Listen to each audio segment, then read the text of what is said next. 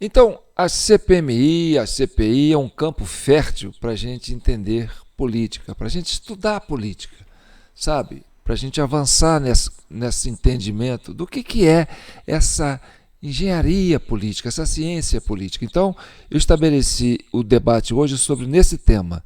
Ideologias nascem de ideias de uma sociedade ideal. A política é o exercício na implantação destes ideais.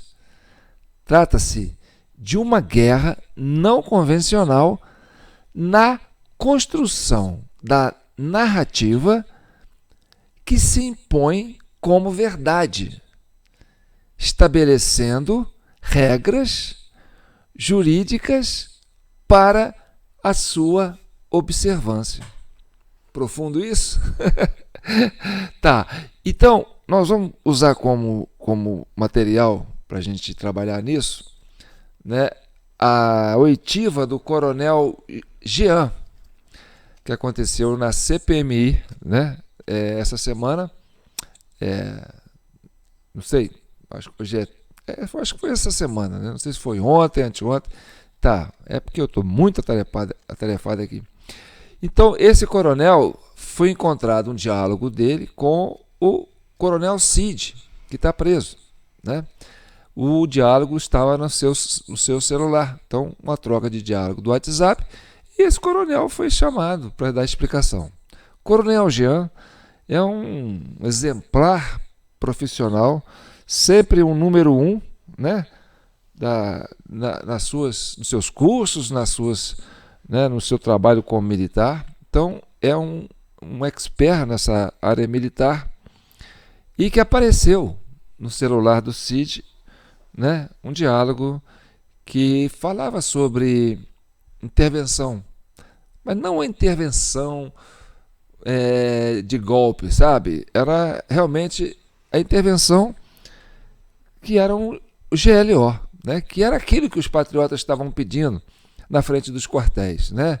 Garantia, né, da lei e da ordem, porque os patriotas entenderam que essas garantias estavam comprometidas depois do dia 30 de outubro. E aí, a gente tem que trabalhar essa questão de ideias, ideais, sabe? A política, ela é... Gente, vocês vão ter que ter paciência, porque isso aqui é um tema complexo. A esquerda, a direita, você fala assim, pô, esquerda, direita, isso é conceito, isso aí é prática, isso tem a ver com ideologia. Olha, tem uma história que diz que nasceu a esquerda junto com a direita, né?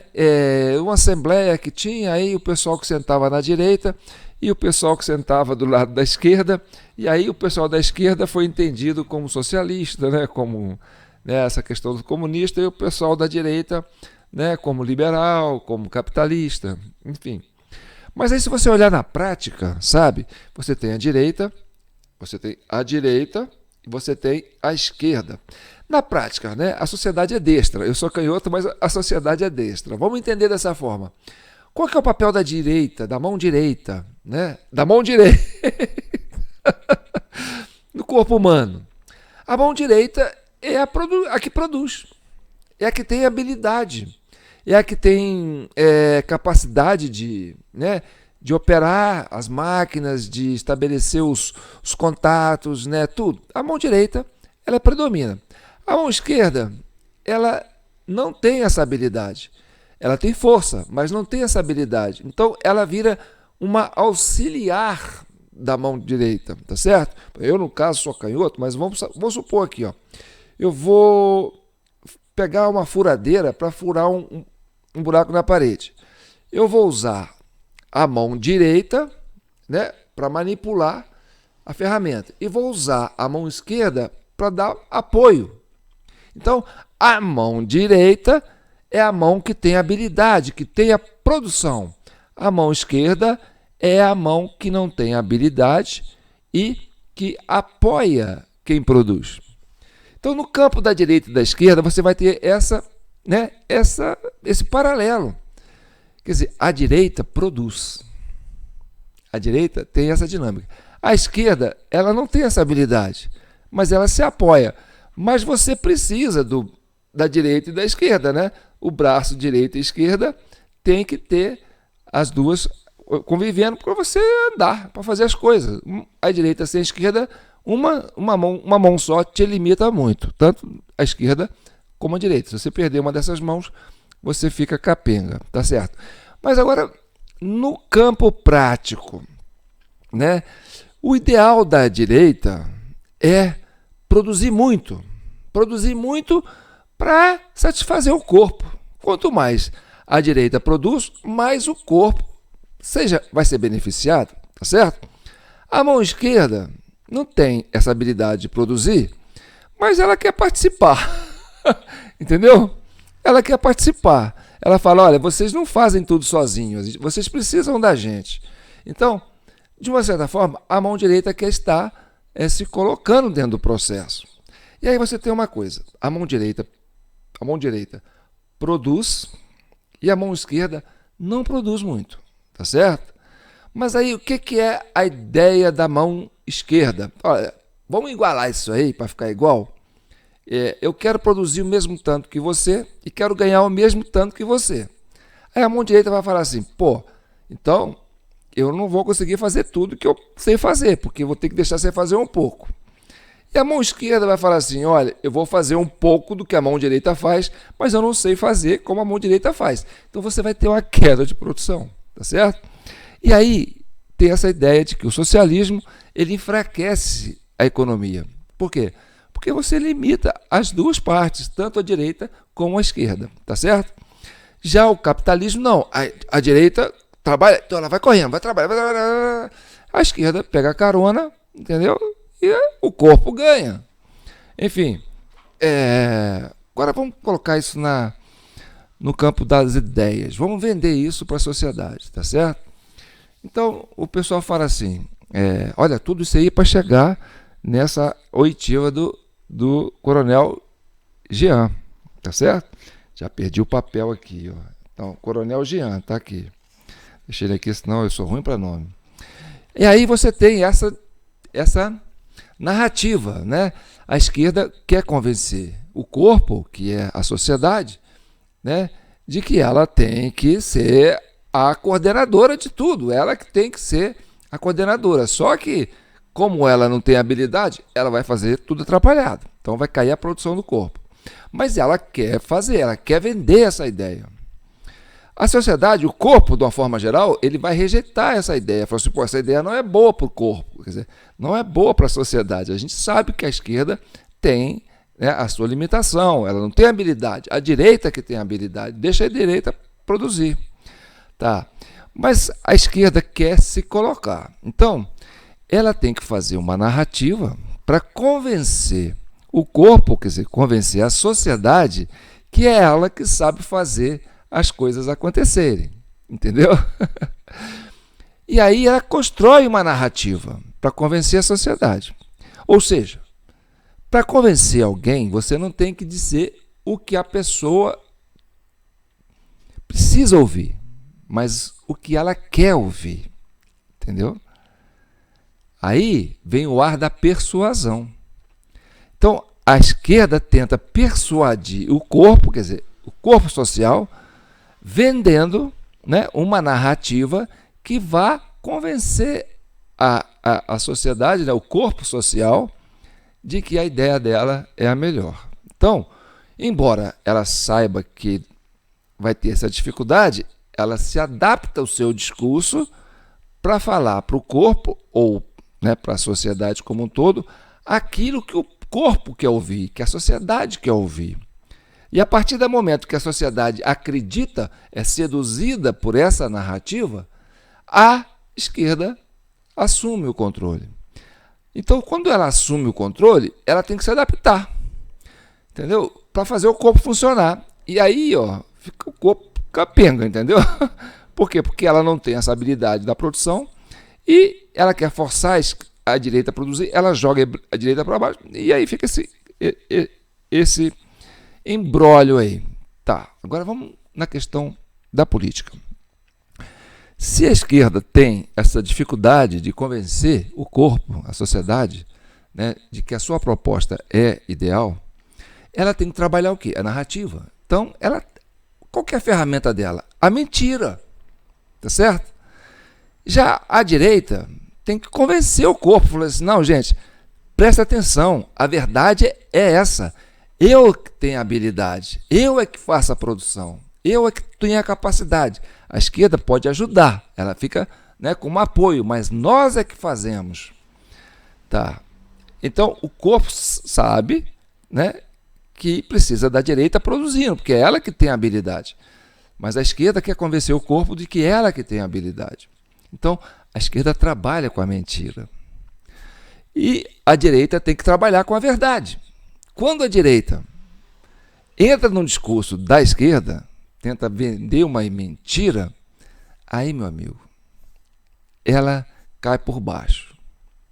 Porque, olha, se você tem a esquerda que vende uma mentira para convencer o corpo, e se você tem uma direita que quer convencer o corpo, né, de uma outra mentira, ou seja, a direita quer acreditar que a mentira da esquerda é verdade, e aí faz uma mentira para se colocar dentro do discurso da direita, da esquerda, pronto, ela se enfraquece. Então é isso que nós vamos ver um pouquinho nesse discurso, né, nessa fala do Coronel Jean, durante essa CPMI, né, da oitiva dele. Um excelente comandante, sabe? É um profissional assim, exemplar. E olha como a biometria, né, a mentira, estraga a reputação. Né? Então, ele está sendo vítima, né, de um discurso de mentira que está se colocando, a narrativa da esquerda está se prevalecendo. Por que a narrativa da esquerda se prevalece? Porque, gente, a pessoa que tem o dom da mentira, que precisa da mentira para sobreviver, para existir, ela tem que usar a mentira com paixão. Ou seja, ela tem que acreditar que essa mentira é verdade para vender essa ideia, senão ela não convence. Você está entendendo? Então, a esquerda mente, mas mente com paixão, sabe? Mente com convicção para iludir o corpo de que a esquerda tem habilidade e a direita não tem. Tá certo? Ou seja, uma pessoa de esquerda, ela tem uma pena, sabe? Ela tem assim uma como é que eu diria? Uma punição, sabe? Dela mesma com ela mesma. Ou seja, o mal da pessoa que mente é que ela não consegue acreditar nas pessoas, nas outras pessoas. Quem tem o dom da mentira, mente porque não sabe que a outra pessoa é capaz de dizer a verdade. Não confia nas outras pessoas. Então, a mentira passa a ser uma ferramenta. E o mentiroso, aquele que mente, para confiar numa outra pessoa, ele tem que saber, olha, essa pessoa mente, mas eu tenho que confiar nela. Ou seja, eu tenho que conhecer um segredo dela, entendeu? Que eu possa desmascarar ela numa hora, porque eu não posso confiar nela, porque ela mente. Então, é o tal negócio, né? Olha, vou te dar um cargo importante no governo. Tá, mas se você for uma pessoa que nunca mentiu, se for uma pessoa de esquerda, vai pensar assim, eu não posso colocar um cara lá que só fala a verdade, porque para mim tirá-lo de lá, eu não vou ter muita moral. Mas se eu colocar um cara que tem um problema na justiça, que tem alguma coisa, entendeu? Então ele sustenta uma mentira na sociedade para se colocar, esse cara serve para mim. Por quê? Porque como eu não confio nele e ele não confia em mim, se ele me decepcionar, eu decepciono ele. Tá certo? Já a direita pensa o seguinte, eu tenho que ser verdadeiro, porque se eu sou verdadeiro, eu vou confiar na pessoa que é verdadeira. E aí você pega o caso do Jean, que é o Coronel Jean. O Coronel Jean, por que ele é treinado para dizer a verdade? Porque o militar, ele é preparado para a guerra. Ele não é preparado para a política, tá certo? Então, na guerra, meu amigo, você está colocando a sua vida em risco, você está diante de um inimigo.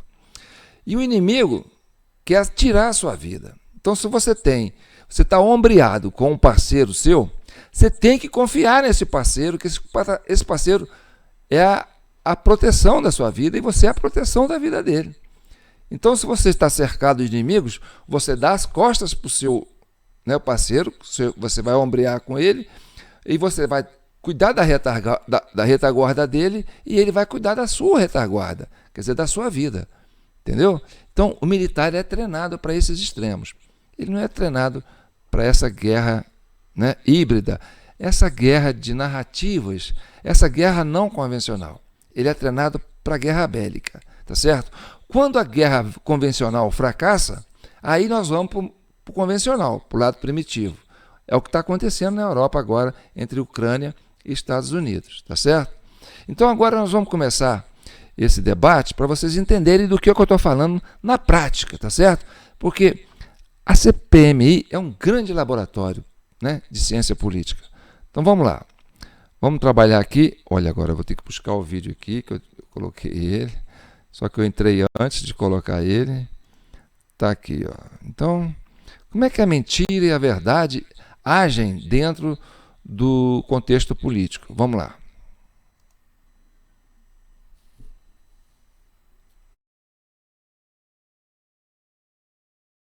Em uma das mensagens, coronel, o senhor diz o seguinte: preciso falar contigo para confortar a revolta que está em todos nós.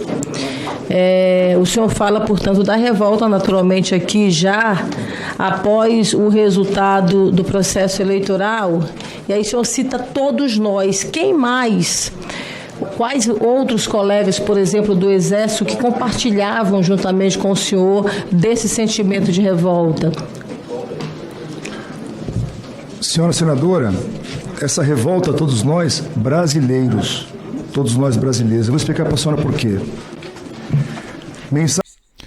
Antes dele explicar, vocês vão ver, aqui tem essa barra aqui, ó, e na imagem da Câmara dos Deputados tem também essa barra aqui, ó. E você vai perceber que essa barra tem uma descrição, certo? Que induz ao discurso de governo, tá certo? Porque quando você fala tentativa de golpe, você está defendendo o discurso do governo, tá certo? Agora, quando você fala que não houve golpe, você está tentando desmontar a narrativa. Agora, quando você vai direto na verdade e fala houve um golpe, mas foi no dia 30 de outubro nas urnas. E é por isso que a gente quer a GLO. Então, o que fortalece a direita é ela sustentar o discurso verdadeiro. A verdade tem que ser dita. Olha, a sociedade foi para a rua, por quê? Porque nós não acreditamos que o processo eleitoral foi legítimo, não foi igualitário, né? A justiça eleitoral foi parcial, houve denúncias, houve provas textuais, né, materiais nos logs das urnas que comprovam que a urna foi violada pelo dedo do mesário e que alterou o resultado das eleições. Essa é a verdade, e nós fomos para a rua protestar, e como a gente não tinha um amparo no judiciário que estava comprometido em trazer esse resultado eleitoral que não era o legítimo, nós fomos procurar abrigo nas forças militares, porque a gente acredita que na Constituição tem um artigo que garante a GLO, que é a garantia da lei e da ordem, que foi desestabelecida durante a campanha eleitoral e o processo eleitoral, porque nós estamos vivendo uma guerra jurídica e o judiciário está comprometido politicamente com um grupo que está envolvido na campanha. E aí a sociedade foi para a rua. Isso é a verdade. Isso tem que ser dito. Porque a direita tem que sustentar a verdade. Certo? A esquerda sustenta a narrativa dela. E aí ela cria elementos para desqualificar a verdade da esquerda, da direita. Então, percebe? Aqui não, aqui está Comissão Cidadã de Inquérito, vídeo 48, aí tem meu Pix, jpnoticias@gmail.com. Aliás, já vou lembrando vocês, hoje é dia 28, estão vencendo as nossas contas, né? E eu estou por conta de vocês, então vocês não me abandonem, tá? Qualquer valorzinho aí, vocês pingam no Pix, tá ok? Então, vamos continuar agora para vocês entenderem como é que o coronel Jean enfraqueceu o discurso dele. Por quê? Porque ele aceitou a narrativa da esquerda, tá certo? E tentou criar uma narrativa para se adaptar à narrativa da esquerda. Então, meu filho, se você vai criar uma mentira para justificar, entendeu? Uma realidade que você está vivendo, você está falando isso por como dizer assim, um time de parlamentares ali que são especialistas em mentiras. Eles sustentam como mentira. Falar de mentir, você mentir para um cara de esquerda, você fala, pô, cara, essa praia eu conheço. Entendeu? Você, como mentiroso, é péssimo. Você tem que ser verdadeiro, porque você é direita. Então sustenta a sua verdade. E aí ele cai no vazio. E aí ele perde o apoio da direita. Por quê? Porque ele perdeu a capacidade de sustentar a verdade e perde o apoio da esquerda também, porque a esquerda fala, olha, você não serve nem como direita nem como esquerda, porque você mente e é de esquerda, e é de direita. Então você acabou se perdendo no contexto político. Observem. As mensagens foram trocadas entre mim e o coronel Cid, foram colocadas no relatório da Polícia Federal. A Polícia Federal deu interpretação às mensagens, mas eu vim aqui dar a real interpretação, a minha interpretação. Quando eu digo revolta, e antes dessa revolta, há uma frase minha, nós precisamos saber o que está acontecendo, nos ajude. O país, após o pleito eleitoral, com a vitória do presidente Lula,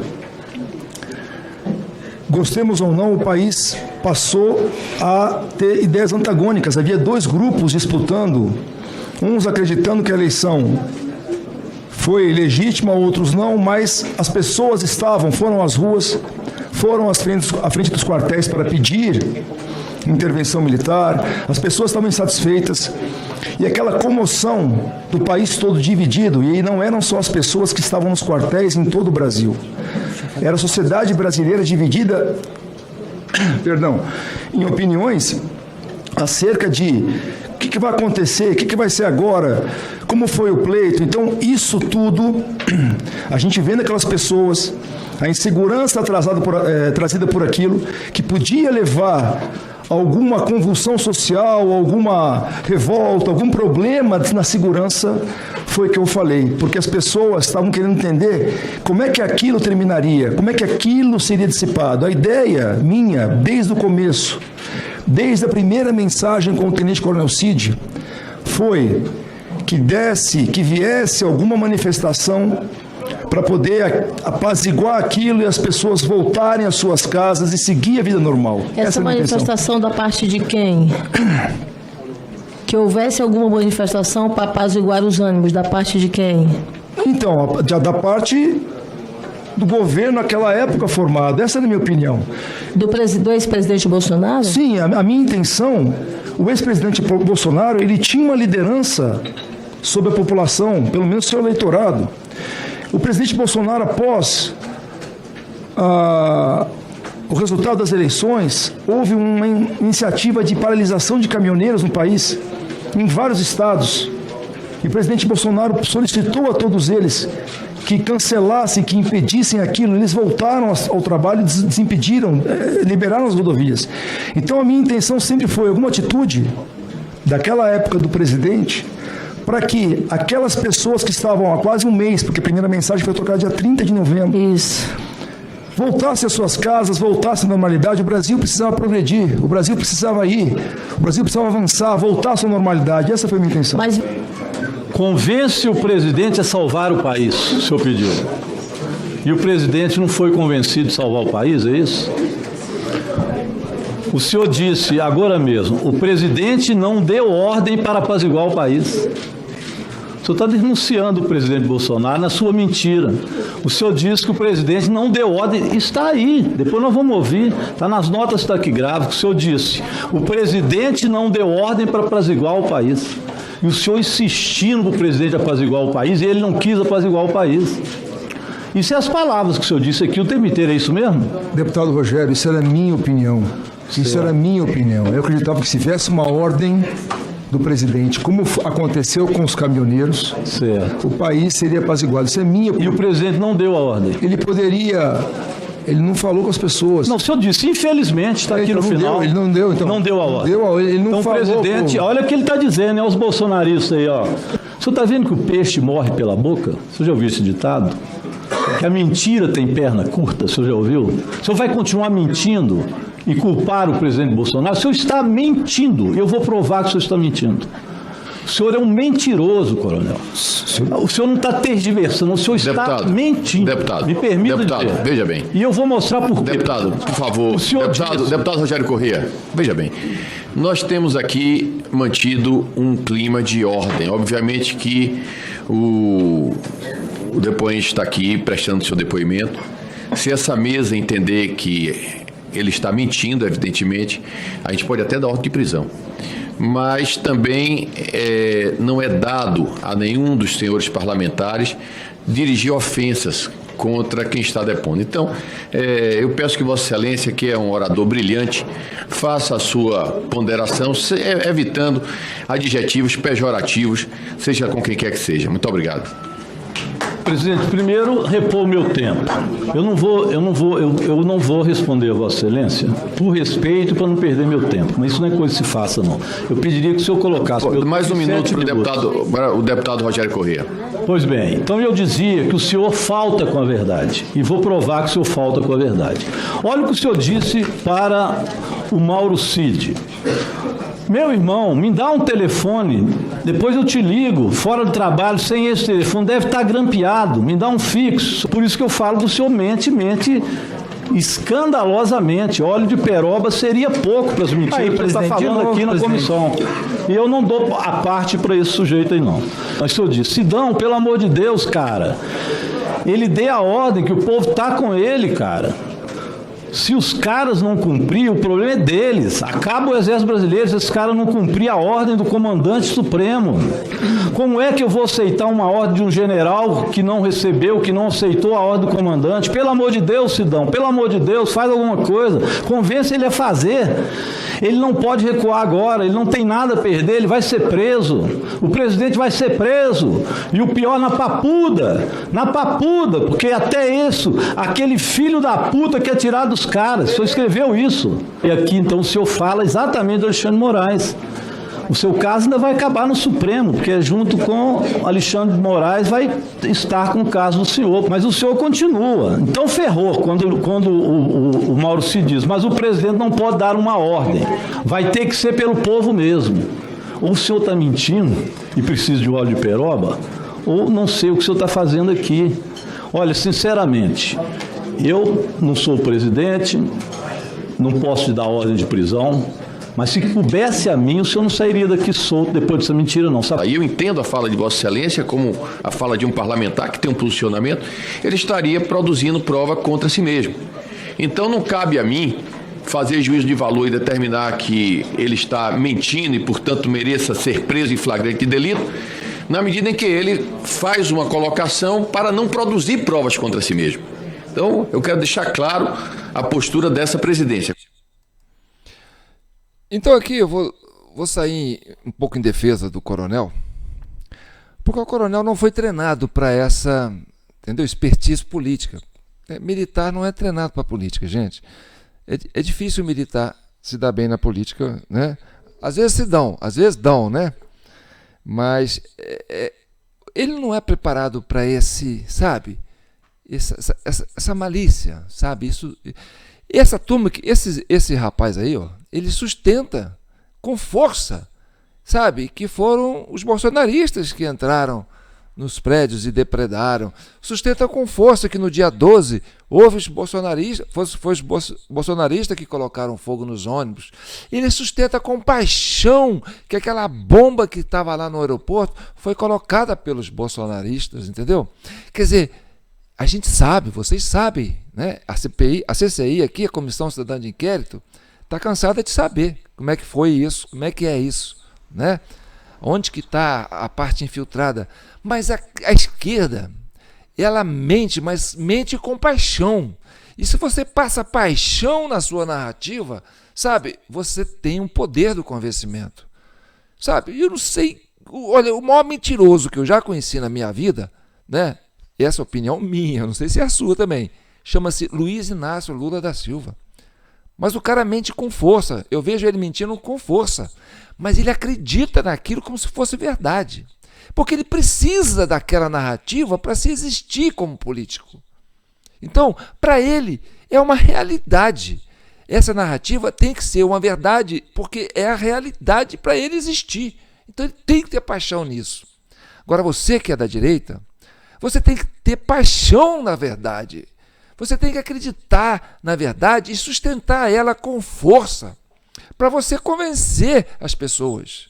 O Bolsonaro, ele foi um parlamentar que ficava lá na Câmara dos Deputados, quando a esquerda ela dominava, né? Ele ficava falando sozinho.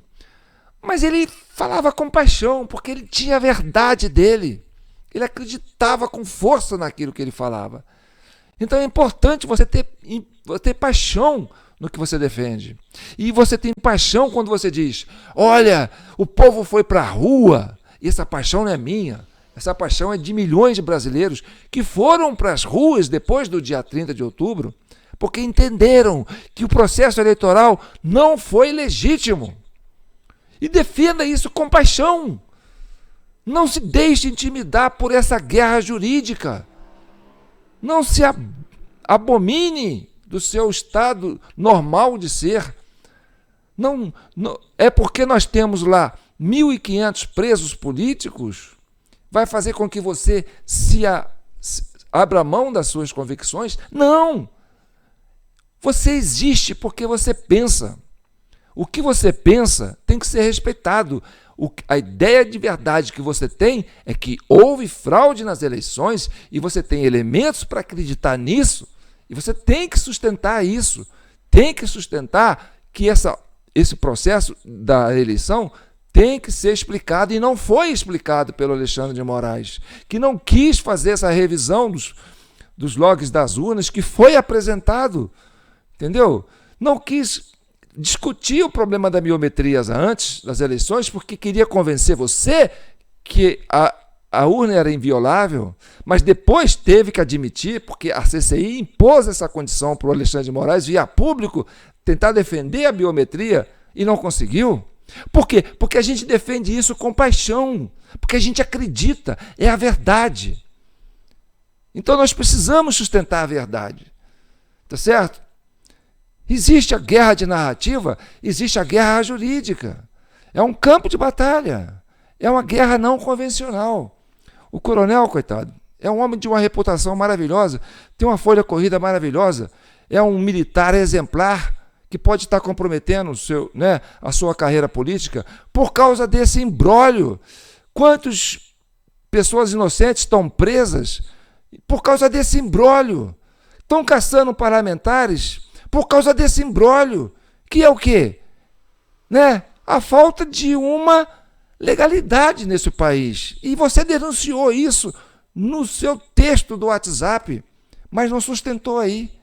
Então você tinha que ter essa paixão. E eu falo isso para isso ir para todos os militares da caserna e fala, sustentem com paixão. Não se abominem, não se deixem levar por essa guerra jurídica. Vamos chegar na guerra jurídica.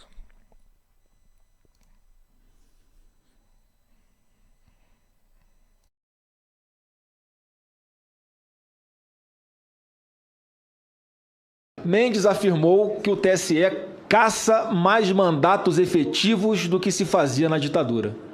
Vou repetir as aspas aqui do ministro Gilmar Mendes. O TSE caça mais mandatos eletivos do que se fazia na ditadura.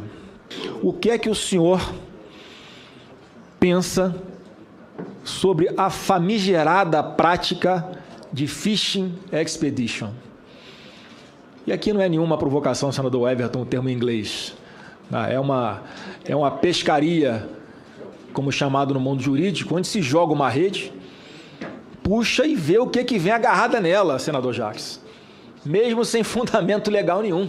Sabe como é que é? Quando falam que vão buscar um cartão de vacinação na casa de alguém para pegar o telefone celular?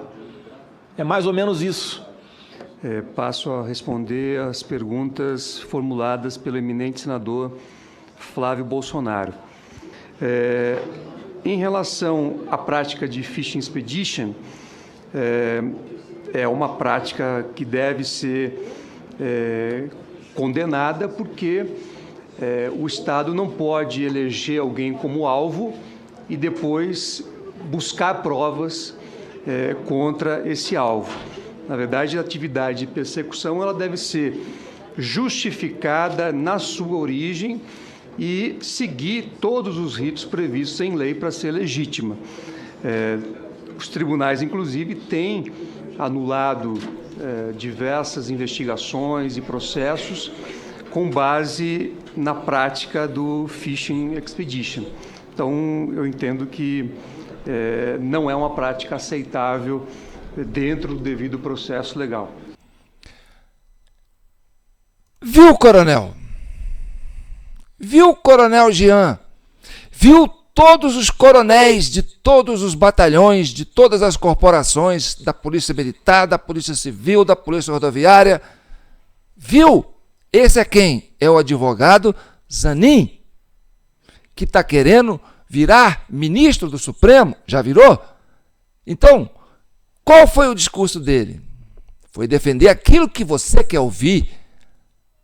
Mas na prática, aí nessa CPI, esse coronel Jean está sendo vítima desse procedimento jurídico. Por quê? Porque lançaram uma rede para pescar o coronel Cid, baseado em algo que não tinha base legal para poder quebrar o sigilo do Cid, para ver se chegava a alguém, e aí descobriu esse diálogo dele com esse coronel Jean, que é um diálogo informal. Tá ali. Ele queria GLO. Muitos queriam a GLO e mereciam uma GLO, porque o que nós estamos vendo hoje é isso. Sabe? Nunca vi 1.500 presos políticos no atacado, sem devido processo legal, sem individualização de cada um, do crime de cada um. Então isso não merece uma GLO? Lógico que merecia. O coronel estava certo. Por que ele deixou de sustentar isso com paixão na hora que ele estava ali? E agora você vê o advogado do Lula, que está indo pro Supremo, falando aquilo que a sociedade quer ouvir, que não pode, e que na prática está praticando. Está entendendo? Então a esquerda precisa vender a ilusão para poder chegar lá. Mas quando chega, ele impõe a outra situação. Então a esquerda vive da mentira. A mentira é a sua ferramenta de existir. E para isso ela tem que convencer você. E convencido, chegando ao poder, ela vai ter que impor isso à força. Ou seja, você vai ter que reduzir a sua capacidade de produção, porque a esquerda quer produzir também. Aí cai a produção do Brasil inteiro. Porque a esquerda não tem a habilidade motora que a direita tem. Aí o corpo vai sentir. Tá certo? Vamos continuar aqui.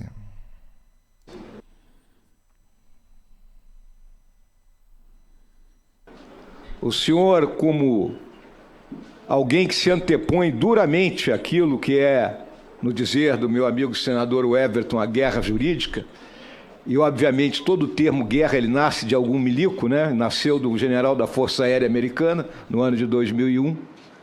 O senhor não considera que é guerra jurídica alguém ser vítima investigador, denunciador e julgador?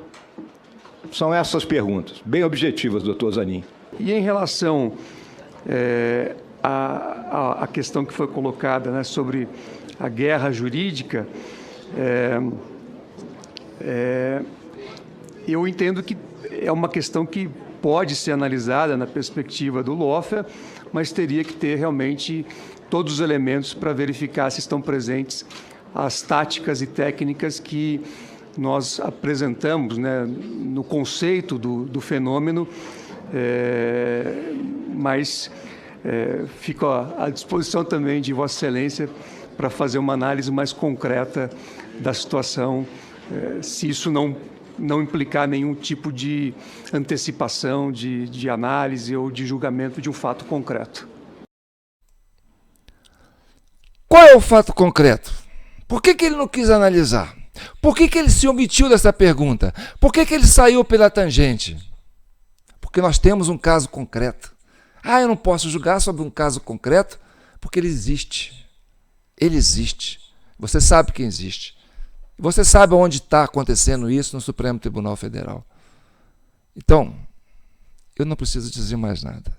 Agora eu quero que você se posicione, porque isso aqui, meu amigo, é a Comissão Cidadã de Inquérito, já é o vídeo 48. Nós estamos aqui sustentando o quê? Que nós precisamos entender, amadurecer a ideia de conceito de política, porque o Brasil está precisando, né, de maturidade para resolver suas diferenças. A gente precisa curar nossas feridas, pacificar esse país, tá certo?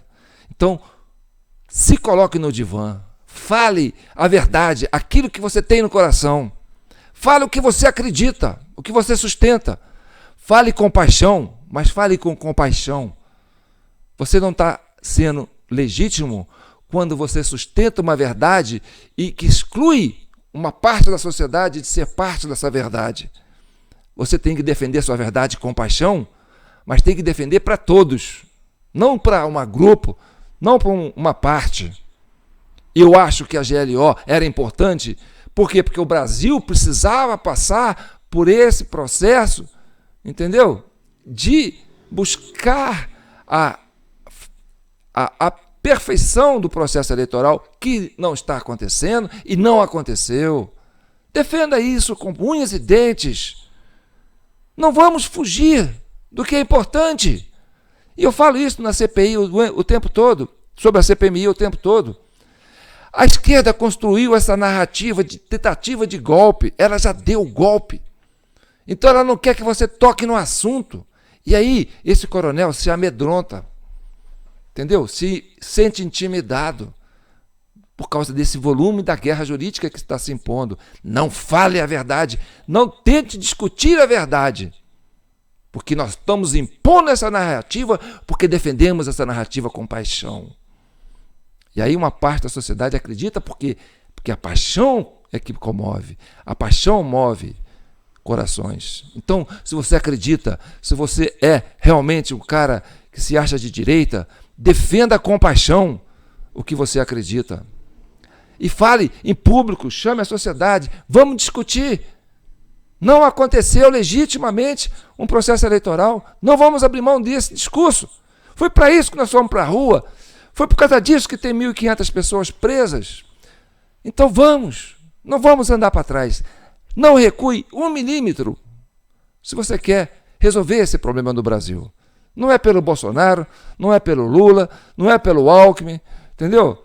Não é pelo Exército, não é pelo PT, é pela legalidade, pela harmonia da sociedade. Então, se vocês concordam comigo ou se vocês discordam comigo, não se omita. Compartilhe, debate, faça, né, a sua opinião estabelecida aqui no nosso debate. Leve esse tema para discutir na escola, nos grupos de WhatsApp, na família. Sabe? Vem cá, vamos assistir esse vídeo do João aqui. Olha aqui, esse cara é doido, está falando uns negócios aqui, mas vamos ver se tem lógica. Então, critique aqui. Se você não acredita, não concorda, critique. Sustenta a sua verdade com paixão. Não interessa de que lado que você é, da esquerda ou da direita. Entendeu? A ideia que eu tenho que sustentar é que, se quisermos resolver esse problema, nós temos que nos encontrar. E aí as diferenças têm que aparecer. Para que eu possa conhecer o que você pensa e o que eu penso. Vamos defender isso. Não é contra ninguém, não é contra pessoas, não é contra ideias. É contra fatos. Nós estamos trabalhando em fatos. Então tá bom? Então tá aí.